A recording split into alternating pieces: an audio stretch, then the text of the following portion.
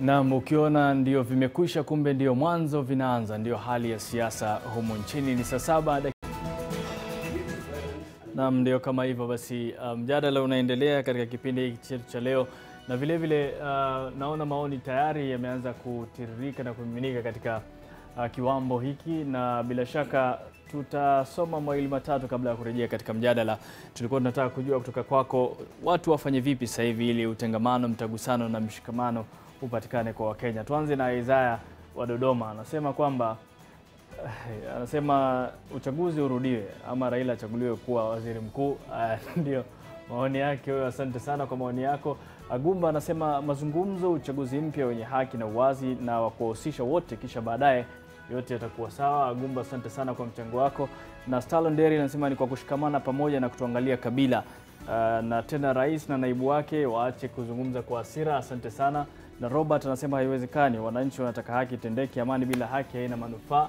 Ni Robert maoni yake. Ni Silas anasema ndio ushikamano na amani kupatikana kwanza, viongozi waache hasira zao na kuzungumza pamoja na kuleta amani. Silas, asante sana kwa mchango wako.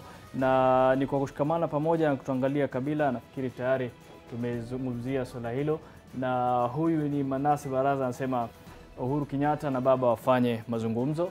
Ni Moses Baraza, asante sana kwa mchango wako. Diki Odhiambo anasema viongozi wote waliambiwa wakae chini kabla ya uchaguzi wakapuuza, sasa tuko matatani. Asante sana Odhiambo kwa mchango wako. Na vile vile tunapokea maoni ya Abraham Sitine anasema kwake Rais Uhuru Kenyatta na Raila Odinga wakae pamoja, waachwe pamoja na wazungumze jinsi Kenya inastahili kuelekea. Kenya inahitaji amani. Wewe natoka Narok. Na Wycliffe anasema huu uchaguzi haukuwa huru na haki na hana imani na tume ya ABC. Wycliffe ndio maoni yake hayo. Na huyu anasema mazungumzo ya kufanya uchaguzi mpya wa haki na utakaojumuisha Wakenya wote. Ni Andrews, asante sana kwa mchango wako. Na Isaac Mkonya anasema itachukua muda kwa wale ambao hawakupiga kura kukubali matokeo, ila tunaomba udugu miongoni mwa Wakenya. Isaac Mkonya, asante sana. Abdalla Mdambo anasema kwanza ni viongozi wa kisiasa wenyewe wawe kwanza kukaa na kushauriana vile amani itarudi, kwa sababu wao ndio husababisha haya yote, joto la kisiasa. Nimrod, nafikiri wewe na wageni wetu mmesikia na kuona vile Wakenya katika mitandao ya kijamii wanavyozungumza kuhusiana na hali halisi. Watu wamegawanyika, kila mtu na maoni yake. Wengine wanasema uchaguzi haukuwa huru na haki, wengine wanasema itachukua muda kwa wale ambao hawakupiga kura kukubali matokeo, wengine wanasema watu wakae chini tu wazungumze mambo yeshe, Kenya iendelee mbele. Sasa sijui mtazamo wenu kuhusiana na maoni haya ni upi? Bila shaka ni masuala mengi tu ambayo umezua na ututazama, na vile vile tuna masuala mengi tu kwa wageni wetu, na nafikiri sasa hivi ni mgeukie Bwana Miruru Waweru. Mtazamo wa upinzani hususan Raila Odinga ni kwamba uchaguzi huu haukuwa huru, mwanzo ulikuwa haustahili kufanyika. Ukiangalia idadi ama asilimia ya watu walijitokeza kupiga kura, asilimia 38, ishara kwamba asilimia kubwa walimsikiza yeye, aidha kwa kukataa kushiriki uchaguzi au kwa kuhofia kushiriki uchaguzi huu. Kwa hivyo matamshi yake yalikuwa na uzito. Je, hivi sasa ambapo tunatazamia kwamba Raila Odinga atakuwa anazungumza na wanahabari na kwa taifa kama alivyoahidi, Raila ana haki ya kulalama kuhusiana na mustakabali wa uchaguzi nchini ama hana haki? Unajua, kulingana na katiba ya Kenya, Raila ako na haki ya kulalamika, kusema chochote anataka kusema kisiasa na kuongea na wananchi. Lakini sasa hana right ya kuorganize violence, kuorganize fujo. Ile sababu ilifanya watu wasiende kwa uchaguzi pahali kwingi, kwa sababu sisi tuliongea na watu sehemu nyingi. Tuliongea na watu Mombasa, Kilifi. Watu walikuwa hata wanaenda kwa polling station, wale wametumwa wanazingira polling station ili wa intimidate wale watu wanaenda kuona. Sasa wale wanataka kuenda kupiga kura wanaogopa madhara ya kwenda huko. Mmeona kwa habari vile kumefanyika zile constituency 25 za Nyanza. Hii si ati ni wananchi hawataki kupiga kura. Kwa sababu ikiwa unajua wananchi hawataki kupiga kura, wewe ongea tu, enda kaa kwako nyumbani, wacha kuorganize fujo. Tuone kama hawatapiga kura. Kwa sababu fujo imechagia watu kukosa kuenda kupiga kura, na ni ukweli. Sasa ile kitu tunasema kama sisi third way, unaona mwaka wa 2007 wananchi wa Kenya waliuawa kwa sababu ya uchaguzi. Saa hizi wale watu wanafanya kukiwa na fujo, serikali inafanya kufuatilia. Na nasema hivi, Uhuru Kenyatta asikiza hivi. Rais Uhuru Kenyatta asikiza hivi. serikali ifuatilie mpaka ijue ni nani ana organize groups, na hakuna wananchi wanaenda kwa streets kupigana bila kuwa organized na mtu. Ikiwa ni hizo demonstrations, na ila akiitisha demonstration aende asome na aite Boniface Mwangi amfunze vile demonstration huwa zinafanywa, apatie watu wake uniform waende kwa streets wakiwa na uniform ili avoid chaos. Kukifanyika kosa kunajulikana yule mtu ni wa yule mrengo, lakini ukiachilia watu kwa streets kwa barabara waanze kufanya vile wanataka, hii nchi itachomeka na sio vizuri, na kunafaa kuchukuliwa hatua ya kisheria kwa kila mtu ambaye atafanya wananchi wapoteze maisha yao. Wacha nikueleze, pale nilipozaliwa hapa Dagoretti, kunaonekana, unajua watu wengi tuko na akili. Fujo inaelekezwa pande ya Dagoretti, na ukifikiria vizuri sababu ya kuelekeza fujo Dagoretti ni kwa sababu eneo la Dagoretti hukaa wananchi wakazi wa huko wale wa wenyeji ni wa Kikuyu, ili ianze kuwa fujo ile ya ukabila au wanasiasa wenyewe wanaleta, kwa sababu siasa ya Kenya, unaona, hapana, kuna sababu ya kufanya hivyo. Ukifikiria vizuri kuna sababu ya kufanya hivyo. Ndio urban area Nairobi ambayo iko na wenyeji waliokuwa wamezaliwa huko wakiwa wa Kikuyu. Tunaona Raila kwa ubali. Na sasa siogei bila kujua, kwa sababu ukiangalia ile mwelekeo amechukua ni fujo wanataka kuleta. Alafu akienda Kawagware juzi kulikuwa na anaongea vizuri. Unajua kuongea vizuri kwa umati sio kusema fujo hakuna. Na kwa mtazamo wetu hatujasikia mahali popote Raila Odinga akiwaagiza wafuasi aidha wajiami ama watekeleze fujo mahali fulani. Ngoja nieleze. Nafikiri Nimrod ningeeleza vizuri uelewe vizuri. Hata kwa kumalizia. Unajua hapa hii nchi si mara ya kwanza kuwa na fujo imetokana na uchaguzi. 2007 almost the same players wale wako wale wanajidai wako na numbers hapa ndio walikuweko, na sasa wananchi wakafa kwa sababu ya uchaguzi. Na sisi kama third way tulifanya analysis 92, 97, 2007 na 2017 they have one common factor. Saa zote zinakuwaga na incumbent presidents hazile kunakuwa na violence. It doesn't really mean that ni yeye analete fujo. Lakini ni kwa sababu ya ile kuondoka kwa kiti. Wale washindani Kenya, kuna wanasiasa hawaelewi ati siasa ni kama mpira. Ukishindwa unagojea wakati yako ya kushinda.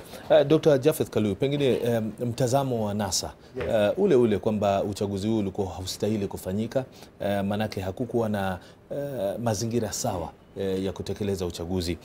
Je, unahisi kwamba matamshi ya Raila Odinga mara kwa mara na hususan tarehe 25 kabla tu ya uchaguzi ama mkesho wa uchaguzi kwamba waanzishe vuguvugu aidha la kususia utawala ama uongozi utakaochaguliwa ambao sasa hivi ni wa Rais Uhuru Kenyatta, je, unahisi kwamba matamshi yale yanazua hofu ama ni ya mshikamano kwa upinzani kuweza kutekeleza wajibu wao fulani ambao ni kuendelea kuwa wapinzani kwa serikali hii? Sasa kwanza nasema kwamba katiba iko wazi. Matamshi yale inasema kutakuwa NRM, National Resistance Movement. The katiba iko wazi, na wakili anaweza kusema kwa wazi kwamba there will be no other militia outside the government. Kwanza hiyo ni kuvunja sheria kwanza. So kuzungumzia kama kutakuwa vujo ama hakutakuwa vujo, na watu wamesema kwanza kuna militia outside the actual government. Lakini kwa kuanzisha NRM kiongozi wa NASA hakugusia kwamba kuna wanamgambo au militia kama wengi wanavyotaja. So in terms of resistance, what you will have to define resistance iko namna gani? Manake resistance inaonekana kama ni violence. Wengine wamechukulia kama neno kwa kimombo civil disobedience. Lakini kuna definition ya civil disobedience na kuna resistance movement.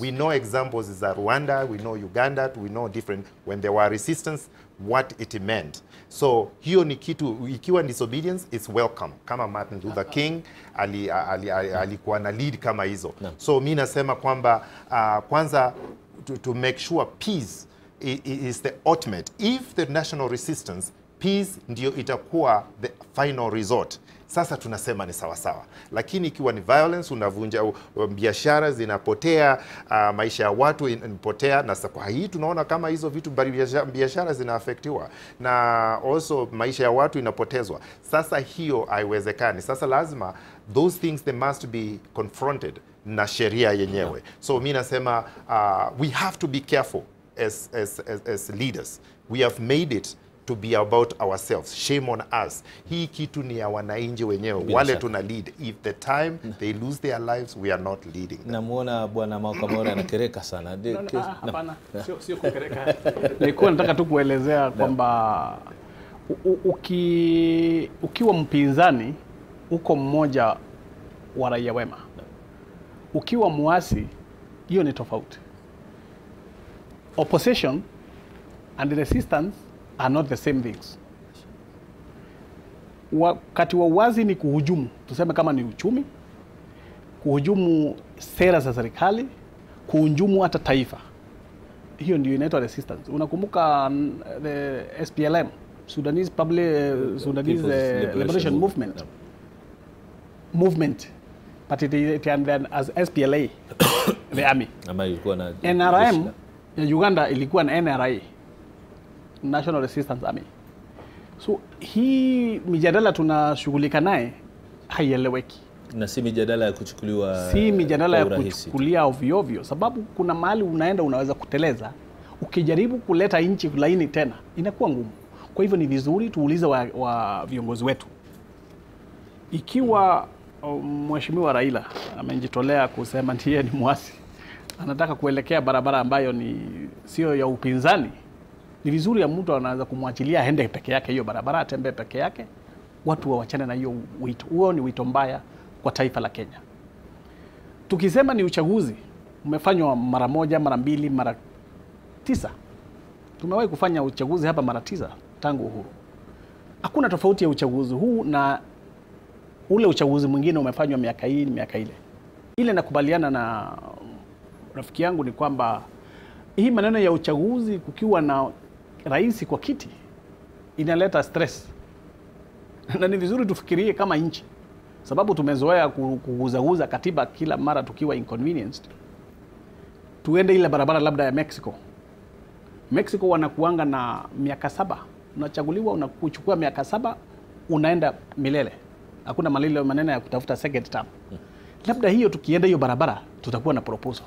Lakini kwa sasa ni vizuri tukubaliane uchaguzi ulifanyika. Pengine kwa kujibu swali letu ambalo tumeuliza hata watazamaji, baada ya uchaguzi ni yapi ya kufanywa kuleta umoja na mshikamano wa taifa? Kuna wengi walizungumza kwamba kungekuwa na majadiliano kabla ya uchaguzi huu kati ya Rais Uhuru Kenyatta na kinara wa NASA Raila Odinga. Muda huo umepitwa, maana uchaguzi ulifanyika, Rais Uhuru Kenyatta kachaguliwa mshindi. Kwa hivi sasa bado kuna watu wanalilia mazungumzo. Muda umepita kwa mazungumzo au la? Muda ulipita kwa sababu baada ya uchaguzi wa tarehe 8 mwezi wa 8, mazungumzo ingekuwa miaka 2 kabla. Tuseme hii barabara tunaelekea kutakuwa na tashwishi. Wakati walikuwa wanapigania maneno ya mabadiliko kwenye tume ya uchaguzi, hapo wangezungumza na wamalize story ya mazungumzo. Mazungumzo ilifanywa tarehe 8 mwezi wa 8, ambayo wakasema pale kwa rais, hatukusikia ilisema nini. Mahakama Kuu ikasema turudie. Tuliporudia, katikati ya ile kurudia na hii, hapo ndio ngoma imeanza na maneno ya mazungumzo. Kwenye ule uamuzi wa Mahakama Kuu, kila wakili atakwambia tuliambiwa tufanye uchaguzi baada ya siku 60 na tungepita tufike kesho. Hapo ndio ingekuwa shida. Sasa hatukuwa tunataka nchi iharibike sababu ya hii story ya maneno ya mazungumzo. Hakuna mtu anahitaji mazungumzo. Mazungumzo yamezungumzwa, serikali imeingia. Ni vizuri tuseme sasa utaweza kushikanisha nchi kama Uhuru Muigai Kenyatta. Hiyo ndio tunaweza kuwa tunamuuliza, lakini si maneno mazungumzo. Bila shaka. Nafikiri tungegeukia swala hilo, lakini kabla ni mwalike wakili Kefa Ujijo naye tupe maoni yake. Tuna maoni yaliyotolewa na baadhi ya wachunguzi wa uchaguzi huu uliokamilika tu tarehe 26 na vile vile vuguvugu ambalo hivi sasa linajiita We the People. Hebu tupate maoni yao halafu tuendelee na mjadala wetu. As a Kenyan citizen, I want free, fair and credible elections in order to determine the way forward for my country. I don't care about politics. I don't care about one party or the other. If they won, and if it was done in a free, fair and credible way, I don't have a problem with that. But it wasn't, and that's what I have a problem with.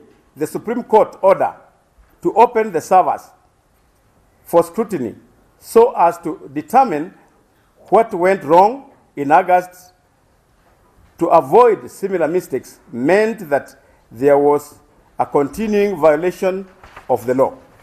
The prevailing atmosphere of fear and violence cannot support another election so soon after the last two.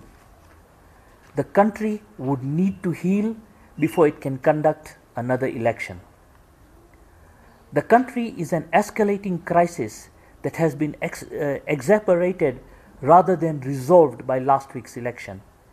It has resulted in more disruption, death and violence.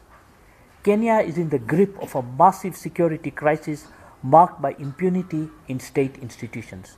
The election management body in place right now is not one that can conduct another election. It will be the same as the last two. Thirdly, we are saying that 90 days is not sufficient for this same election, for us to constitute a new election body. Then fourthly, we are saying in our estimation, we need a minimum of 1 year to put together an independent, credible election management body.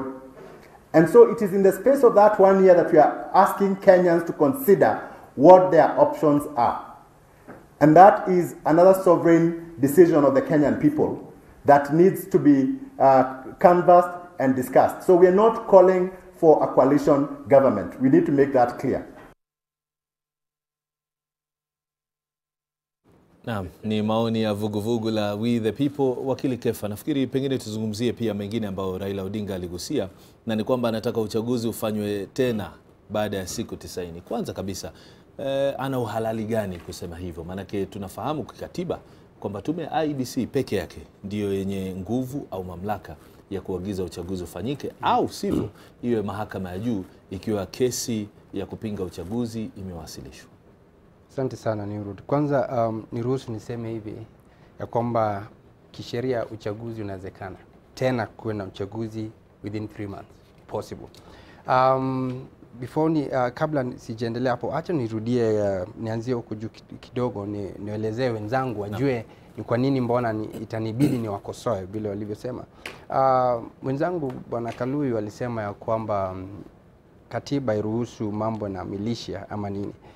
Kitu ya kwanza kusema kwamba Raila hajatengeneza militia. Raila alisema sasa wamegeuka, wametoka opposition party to a resistance movement. Resistance movement is simply inakuanga tu ni kitu inaitwa association.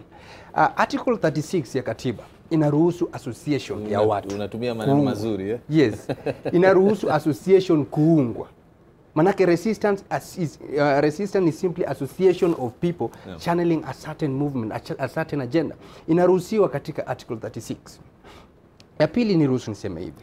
Tarehe 25 mwezi Raila akipeana statement yake katika Uhuru Park, nilisikia nikitazama kwenye runinga, yeye mwenyewe alisema watu wasiandamane, watu waende nyumbani na wakaombee watu huko, waombe nchi.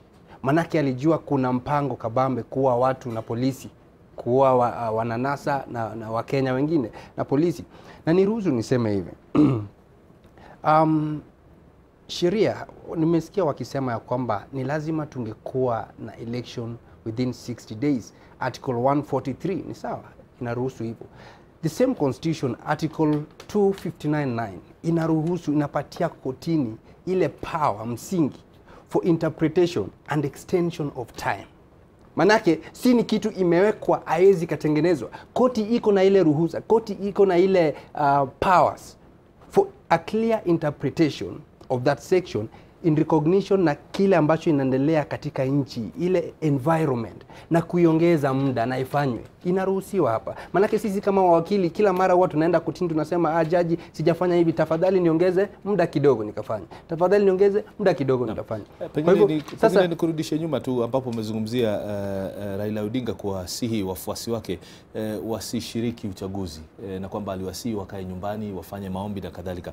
Lakini ni vipi kwamba baadhi yao hawakutii agizo tatizo hilo, kwani waliingia barabarani na kuzua fujo, ikawa ishara kwamba huenda pengine walipata maelezo kutoka mtu fulani kutekeleza vitu kama hivyo. Pili, inakuwaje kinara huyu Raila Odinga halaani vitendo kama hivi ambavyo vinatekelezwa na watu ambao wanachukuliwa kuwa wafuasi wake, kwamba wamezua fujo, wamezua rabsha sehemu fulani?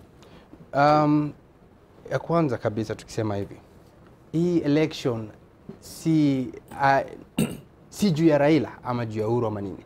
Ni Wakenya wenyewe walikuwa wamehisi. Kabla hata tujaenda election on 8th August, Wakenya wenyewe waliamka wakaenda wakapiga kura. It was not about Raila ama Uhuru. Na niruhusu niseme hivi, hata kama Raila angemteua tuseme moja wao katika mrengo wa NASA awe rais, Wakenya bado wangeenda wakapiga kura, kwa sababu hii kura ya Wakenya wakati huu ilikuwa ni revolution against the regime ya Uhuru Kenyatta, haikuwa ni Raila. Na ndio maana unaona hata katika strongholds za Uhuru wenyewe na Ruto katika hii siku ya uchaguzi on 26 uliona bado nambari ya watu ambao walikuja kupiga kura ilikuwa chini zaidi. Bado hapo, kwa sababu wao wenyewe hawakuwa wanaamini hizi, hawaamini mpango, hawaamini IBC, hawaamini mtindo ambao inatumika. Ni Wakenya wenyewe waliamua wakasema, sasa hivi tumechoka na hii serikali. Kwa nini? Kuna dhulma, kuna corruption, kuna utawala mbaya. Watu wanaona ya kwamba wao wanataka kufanya nini? Wanataka regime nyingine. Moja tu kabla hatuja kwenda mapumzikoni, Dr. Kaluyu, kuhusiana na alivyosema Mheshimiwa Maoka More, uchaguzi huu kwa ujumla, jinsi ulivyopokelewa na wananchi, na hali ambayo tunaelekea kwa hivi sasa, yeye kwa maoni yake ni kwamba muda wa mazungumzo ulikwisha, ulipitwa na wakati. Ikiwa tunazungumzia mshikamano, basi mshikamano utafanyika vipi ikiwa hakuna mazungumzo? Sasa kwanza nataka kusema it will be naive kusema militia ni association, we just associate ourselves because of chapter 4. There is freedom of association, freedom of whatever, but it will be naive kufikiria kama resistant movement eco-violent, it just associate itself and just go disseminating businesses and loss of life. That is not allowed in fact, that is why it's addressed in the Katiba. It shouldn't exist. Now, let's talk about how we can sit down. There is need. It is very clear there needs to be national cohesion. But kitu moja mimi nataka kusema wazi ni kwamba tunasema mambo kiharibika, tunasema tunatakiwa tufanye kama tuzungumze lakini hiyo ni outside katiba. Katiba inasema wacha IBC ifanye kazi peke yake, lakini bado Chebukati kusema he was not free to deliver the results as should be. It was because there's politics in the IBC. See, the system was bad. It was because that's what most people leave behind. It's because the system was good. I was part of the system. I can attest. I went through every system. And I even had an agent. Nilikuwa na agent Dubai. Kwa hivyo, every single board and nut in terms of election, nilikuwa hapo nikiangalia na nikiwitness. So, tunataka kusema Kenyara na President Raila, kitu moja wengine wanasema ati they are enemies. No. Hao watu wanajuana for a very long time. Mimi najua serikali ya Kenyara na venye wamesema, nimeongea na watu wengi, they will be able to accommodate other people. Na wataendelea mbele. Ni sisi supporters, wale supporters wengine ndio tunasema hawa ni enemies, tunatakiwa kufanya mavita. I want people to be very clear that it's their country, they destroy their. Tutazungumzia swala lingine, lakini tupate simu moja tu kutoka kwa mtazamaji anayetutazama. Hezbon, karibu sana katika mjadala wetu wa leo, maamuzi mwaka 2017. Tupe maoni yako ama swali lako tafadhali. Mimi ndo jambo. Si jambo sijui. Nashukuru sana. Ongeza sauti tafadhali. Nashukuru sana. Karibu sana. Mimi ningependa tu kuchangia. Naam. Kwa kifupi tu. Unajua hata baada ya uchaguzi. Naam. Bado tuko na wasiwasi. Naam. Manake hujui kuwa unaweza pigiwa simu kwa Mwongiko amekuja eneo hili. Manake ukiangalia maeneo kama ya Kangware, Kibira, sisi ambao tuko hiyo ya Kilimani, hujui hatuwezi tembea usiku. Chenye nataka kusema ni huyu bwana mkubwa ambaye amekuwa rais mteule aweze kujinyenyekea na mwito huyu mzee ambaye anaitwa Raila, wakae chini. Hakuna uongozi ambao ni mkubwa kuliko mwingine. Sisi sote ni viongozi mbele ya Mwenyezi Mungu, sisi sote tuko sawa. Raila pia aweze kumheshimu rais mimi kama mfuasi wa Raila namuomba mfuasi wa Uhuru, tukipatana hivi tuongee kama wa Kenya. Hapo ndio kuna amani. Naam, asante sana. Inawezekana. Naam.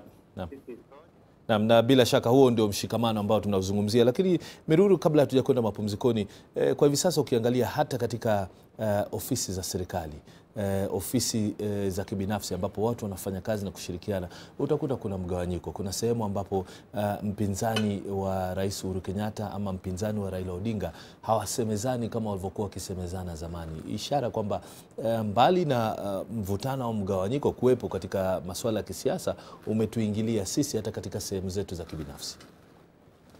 Kwanza kabla niongee hapo, nataka kwanza kukosoa wakili Kefa, kwa sababu nimesikia kama amesema maneno ambayo sio ya kweli kwa watazamaji.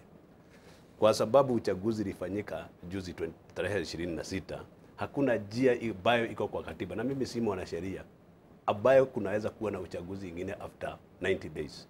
Hakuna, na anaweza eleza hakuna, kwa sababu hata hii uchaguzi wakienda mwananchi akienda kotini ifutiliwe bali kama ya wakati wa tarehe 8, itapeanwa siku 60 tena.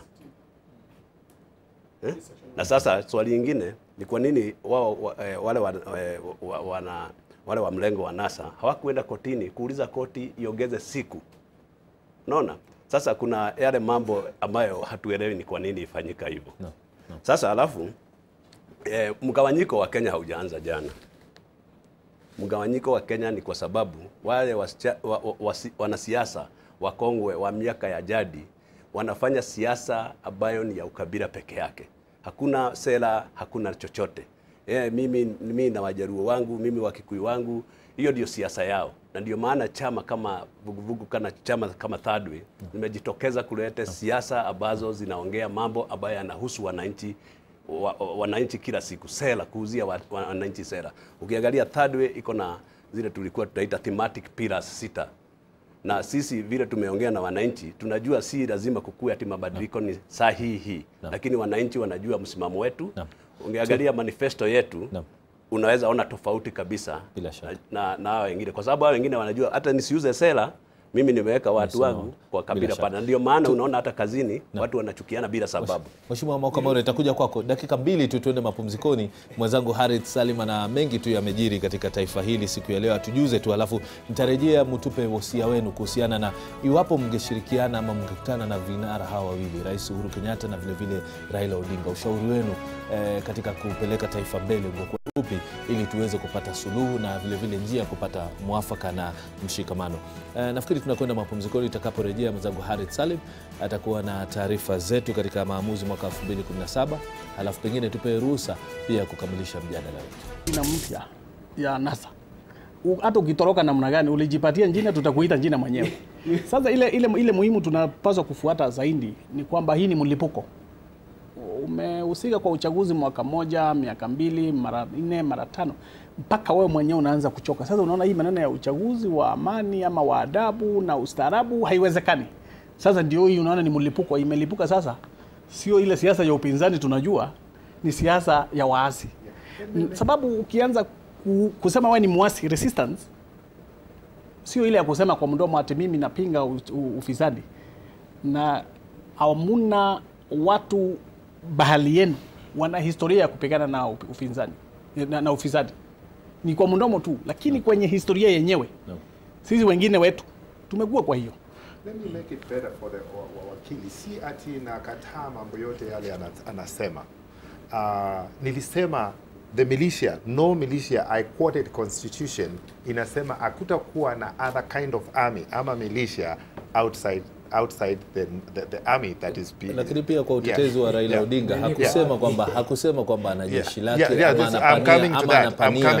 anapania kuwa na militia na jeshi lake ama wanamgambo wake. And that's why I'm trying to say, ninasema I'm ameliorating the whole thing to make it better. What is missing is the definition of militia yake ni nini, kwa sababu or resistance yake ni nini. The resistance zile tunajua ni armed. Now you don't have to be armed na pistols and guns. One can be armed by stones, by kuni, by anything else. So he needs to alisema ni resistance. We know resistance, tumesoma historia kweli kweli. Si lazima tukue wakili, tunajua Rwanda, Kenya, Mau Mau na Ozo, what they were doing, and even United States and other places. So those are, we know the general direction. Tunasema he defines what it is, ajieleze. So that I think it is, yeah, I think that is better for you and I to understand there is no clear definition. He needs to definitely define it, what he will do and what he will not do. And I hope he will not arm them with stones,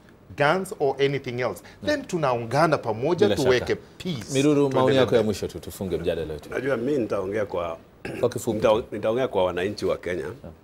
Wananchi wenyewe waelewe. Hii nchi ni ya wananchi wa kawaida. Lakini wanasiasa wakileta vita, wale watu hujipata kwa mashakani ni wananchi wa kawaida. Kwa hivyo mimi sitaki kudiscuss mambo ya Raila, ya Uhuru, ya nini. Wananchi wa kawaida waelewe, wale wananisikiza. Wakati fujo yaja, wao ndio wanajipata kwa shida na mashakani. Kwa hivyo wananchi muondokee fujo. Njia ya kusuruhisha mambo ya uchaguzi iko kwa Supreme Court, koti ya upeo. Mtu akiwa na jambo lolote apeleke kotini, lakini ikiwa utaki kwenda kotini, sasa sijui unatuambia tufanye nini. Naam. Asante sana mtazamaji kwa kuchangia mjadala wetu. Nafikiri tumefikia mwisho. Hatuna muda zaidi. Nafikiri tuliambiwa saa 9 ndio tufikie kikomo. Kwa Mheshimiwa Maukamore, mbunge wa Gembe Kaskazini, kwa wakili Kefa Ojilo, kwa Miruru Waweru, mwenyekiti wa chama cha Third Way Alliance, na vile vile Dr. Jafeth Kaluyu aliyekuwa mgombea wa urais ambaye alikuwa mgombea huru mwaka huu wa 2017. Nasema shukrani sana kwa kufanya heshima na kufanya muda kuwa pamoja nasi. Bila shaka mkiwa na muda siku nyingine tutajadili haya na mengine mengi. Mtazamaji, asante kwa kuchangia maoni yenu kupitia mitandao ya kijamii, kwa simu na njia nyingine zote. Asante hadi wakati mwingine, na kutakia mchana usiokuwa na bughudha. Kwaheri.